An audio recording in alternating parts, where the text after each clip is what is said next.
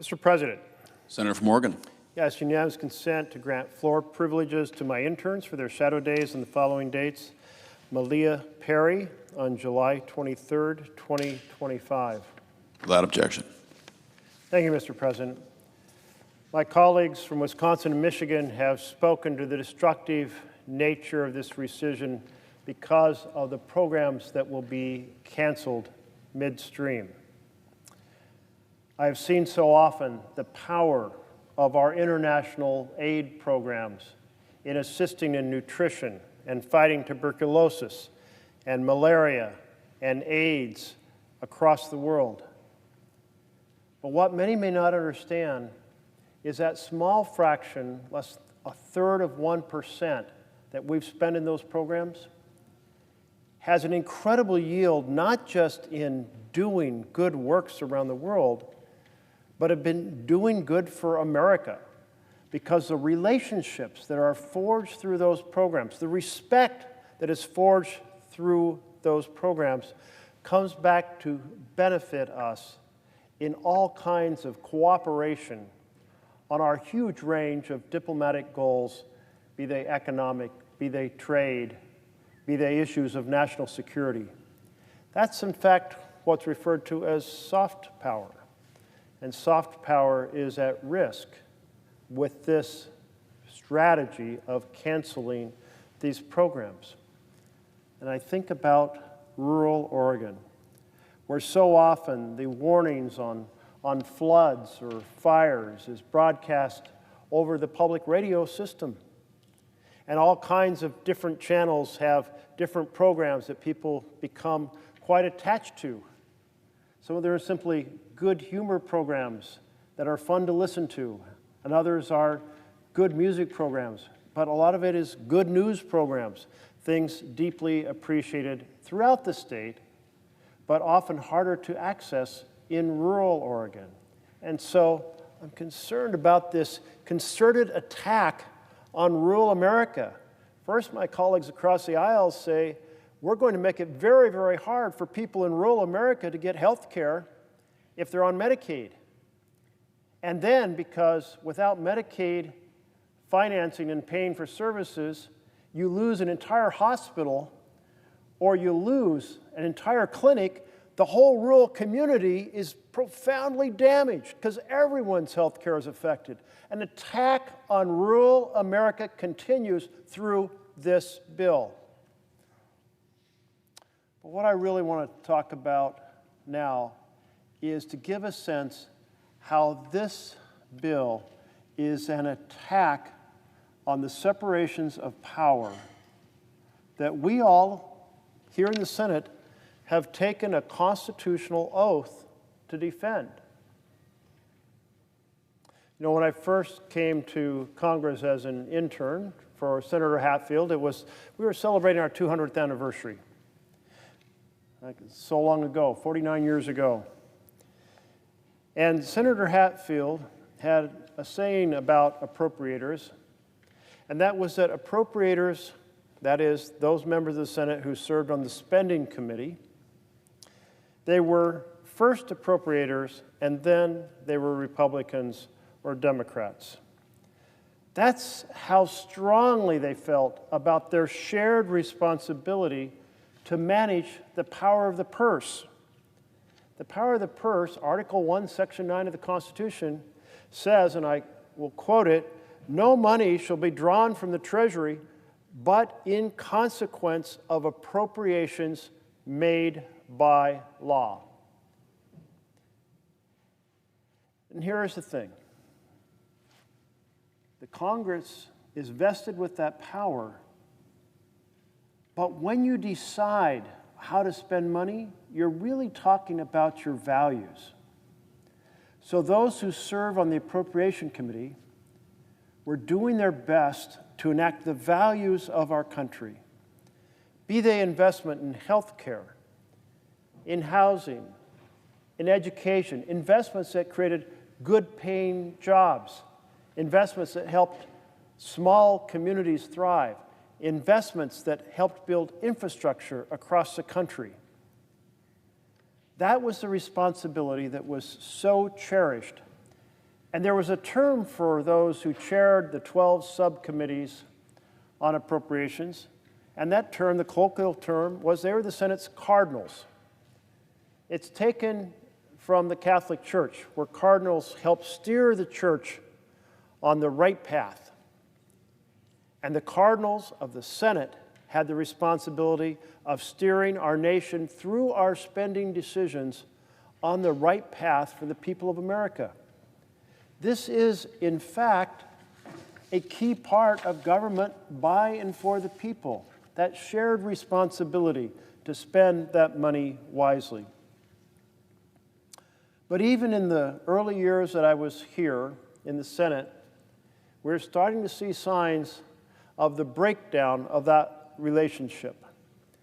The last conversation I had with Senator Hatfield, before he passed away, he said, "What happened to the Appropriations Committee?"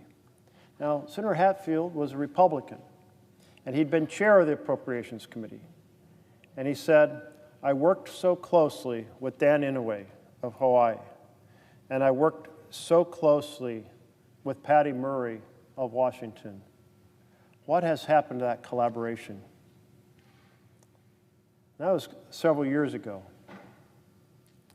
But as we have watched over time, some significant things are happening that we should understand as senators. In the not so distant past, you tried to have a fair allocation of revenue laws that raised money, and then as you filled the Treasury, the question became, how will we spend it? So the responsibility shifted from the Finance Committee to the Appropriations Committee. But over time, it's become more and more popular to spend money for programs through tax credits and deductions. So much of the spending that was in the Appropriations Committee has shifted to the Finance Committee. And then became more and more popular to shift discretionary spending, over which the Appropriation Committee has control, into mandatory spending. And if it's mandatory, it's not a decision decided by the appropriators.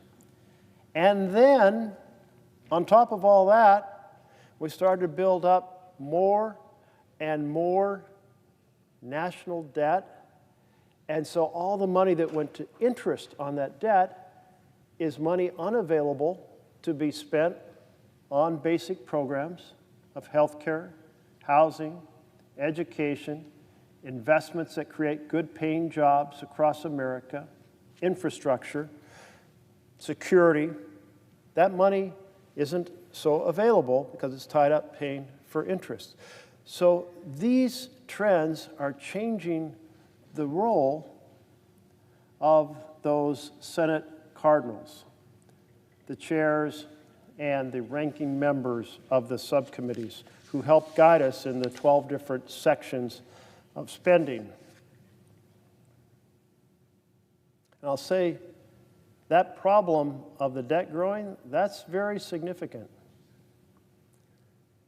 Back in 1974, Democrats and Republicans came together and said, let's have an architecture to ensure that we are very responsible and don't run up massive debt. We will have a filibuster-free pathway for one purpose, and that's to reduce deficits, only to reduce deficits. And then my colleagues, 22 years later, across the aisle, my Republican colleagues said, well, you know, we want a filibuster-free pathway to do tax cuts, which will increase the deficit. And they brought in a new parliamentarian in order to get a ruling that they could do the exact opposite of what 100 senators had agreed to. So more and more payments diverted into interest. We have that big, beautiful bill, as Trump calls it, or as many of us call it, the big, ugly betrayal bill. You know the one I'm talking about, the ones where families lose and billionaires win, that was passed 2 weeks ago. Well, this rescission bill is a continuation of that vision of families lose particularly rural families, particularly all Americans who lose out on the advantages of soft power that we exercise around the world, and billionaires win. But it's a direct attack as well on the immediate process of Democrats and Republicans working together on the Appropriations Committee in this really sacred responsibility of exercising the power of the purse. Let's examine that word rescission. It's a fancy term. What does it really mean? A rescission is a repeal of a previous spending law. A law was passed to spend a certain amount of money on a certain program or on a certain agency, and a repeal of it. That's all that fancy term means. And so the spending process is one where those members of the spending committee come together, Democrats and Republicans together, and they work out a bipartisan bill. And that bill, last year for fiscal year 25, 11 out of 12 bills that came out of the spending committee, out of the Appropriations Committee, were unanimous or nearly unanimous. Where do you look for that type of bipartisan cooperation in Congress anymore? Well, last year, Appropriations Committee, 11 out of 12 bills passing unanimously or nearly unanimously out of committee. But what is happening right now is consideration of undoing that bipartisan work with a partisan repeal. Now, just kind of stick with me here about a normal deal. You make an agreement with a friend. I'll do this if you do that. Well, everyone kind of understands that's a partnership. You have an agreement. But what if one person bails on that agreement later? It's a betrayal. But bailing on the agreement is exactly what this bill is. Democrats and Republicans together made those spending decisions. And now they're being undone in a purely partisan fashion. They're breaking the deal. They're going back on the agreement. They're breaking their word. That is pretty shameful. And it's why my colleagues have been saying, don't do it, because it's wrong. And it has a huge impact going forward. Once somebody you've made an agreement with breaks their end of the bargain, are you going to make a second bargain with that same individual, knowing that they bailed on the first deal? The answer is probably not. So how will we come together and continue what we did a year ago, 11 out of 12 bills passing out of the Senate committee in a hugely bipartisan fashion, if one side comes back and breaks the deal? I would invite my Republican colleagues, come to the floor and explain to me how breaking the deal that you were participating in a year ago is an honorable thing to do. And explain to me how we're going to do future deals if you're breaking the existing deal. Now, never in the history of the Senate has there been a partisan repeal. Never. This is the first time. Why? Because we understood together that a deal is a deal. And that doesn't mean the president doesn't have influence. Hey, that was just about last year's bill. The president lays out a budget for the next year, has a huge influence.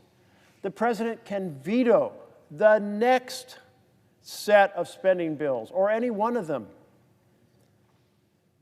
But once it's locked into law, passed by the House, passed by the Senate, signed by a president, to come back and undo that in this partisan fashion, you are breaking the honor code that has made bipartisan collaboration so successful. That's why you shouldn't do it. That's why you should vote no.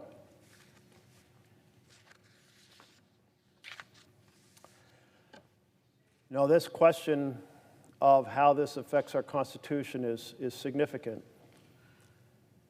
Because, as I cited, the Constitution assigns the responsibility of the power of the purse to Congress in Article 1, Section 9. But there have been occasions before when presidents said, we would like to actually have that power of the purse. And the president who really pursued that aggressively was President Nixon in the 1970s.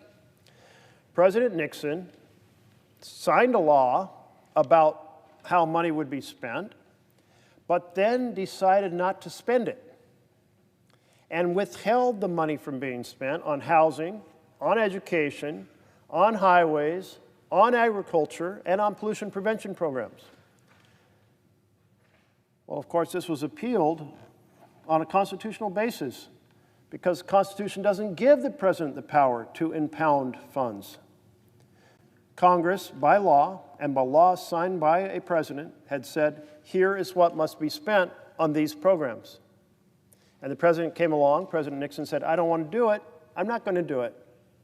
Take me to court. So they went to court, and it didn't actually make it to the Supreme Court until after President Nixon was out of office, after having resigned because of the Watergate scandal. But in a way, this was really almost a bigger scandal. This was an attack on the Constitution. And so what did the court say in Train versus New York? And the piece of spending that made it to the Supreme Court was related to spending on water treatment systems, of all things. And the court said, you cannot do this. You cannot impound funds. It is unconstitutional because the Constitution assigns that responsibility to Congress. Now, if the law had been written by Congress to say the president has flexibility between here and here, maybe a modest amount of flexibility may have survived the constitutional test. But the idea the president could just simply ignore the law? No. The court said no. And then there was a second test. This second test had to do, in 1996, with Congress, where Republicans controlled the House and they controlled the Senate. They decided, you know how we'll tackle the deficit now that we have destroyed the 1974 law that said the fast track could only be used for reducing the deficit, and how we switched that and said it could be used for increasing the deficit. Now that we've destroyed that, we have a new plan. And we'll just simply say to the president, you can line out a veto. And again, the court weighed in. And the court said, hell no. No, you can't. Because the Constitution does not say you can delegate to the president powers the Constitution assigns to you. It assigns it to us. That is our responsibility. So again, the core concept here is that bipartisan work in forging a spending bill should not be done by one partner bailing on the deal that was agreed to the previous year. Now, there is a formal way to go about doing this in a bipartisan fashion, and that is each spending bill, in addition to saying what we'll spend next year, can contain agreements on undoing the spending from the previous year, because it's the same set of people saying, we assigned funds last year, but now we see they're not needed. Maybe the president pointed out they're not needed. We will undo it, but it will undo it in a bipartisan fashion in the Appropriation Committee, in that same sense of partnership working together. So rescissions, yes, we do them all the time, but they're done on a bipartisan basis in the spending committee, not in a bipartisan special bill, one-sided, basically bailing on the deal struck last year. Because this strategy is a recipe for disaster, destroying the bond of trust on a deal made with each side having its priorities in a bill, and then one side bailing on it, because of that, it's never happened before, and it should never happen now. Mr. President, let's step back from the immediate loyalty test the President of the United States has put forward. The President has said, it's a loyalty test. I want you to do this because I want you to bend the knee to me. That is not the responsibility of the Senator of the United States of America to bend the knee to the executive branch. The Constitution gives us the responsibility to design how the executive branch functions. It gives us, the Senate, the responsibility to fund the programs and the services. The way you lose government of, by, and for the people is to have an acquiescent legislature that stops doing its job and just said, we'll respond, we'll just do what the president asks, and a deferential court. And right now we have both. But you took an oath to the Constitution, each one of us, so honor that oath. Do not engage for the first time ever in creating this recipe for disaster of our bipartisan responsibilities. Thank you, Mr. President. Mr. President,